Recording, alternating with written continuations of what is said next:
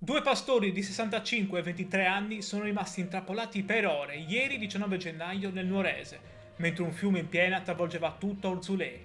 Io sono Matteo e ti ringrazio per essere qui sull'Isola Informa. Come al solito iscriviti, attiva la campanella e lascia un like.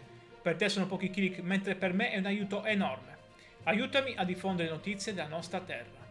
L'allarme è scattato nelle campagne di Urzulei, in Oliastra, quando Giuseppe Mulas e Francesco Moi non sono rientrati a casa. Il maltempo che sta funestando la Sardegna ha fatto esondare il Rio Margiani, rendendo la zona dei pascoli completamente inaccessibile. Per tutta la giornata i due uomini sono rimasti isolati, senza alcuna possibilità di contattare i familiari. Ma dove hanno trovato riparo mentre l'acqua saliva velocemente? Nonostante il divieto del sindaco di percorrere le strade rurali, i due sono stati sorpresi dalla furia del fiume. Solo a tarda serata i soccorritori sono riusciti a raggiungerli. I due pastori erano riusciti a rifugiarsi nell'ovile del giovane 23enne, aspettando al buio che la piena passasse. Un'attesa infinita sotto la pioggia che in Oliastra continua a cadere senza sosta. Questa vicenda al Zulei ci ricorda quanto sia pericoloso sottovalutare le allerte meteo, specialmente per chi lavora in montagna.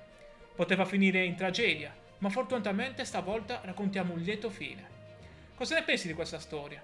Parliamone insieme. Metti like se sei sollevato per il ritrovamento e iscriviti per restare sempre informato sulla Sardegna. Anche oggi ti ringrazio per la tua presenza, che non do mai per scontata. La tua attenzione è fondamentale per far crescere la nostra comunità e dare voce ai fatti dell'isola. Ti saluto, passa una grandiosa giornata e al prossimo video.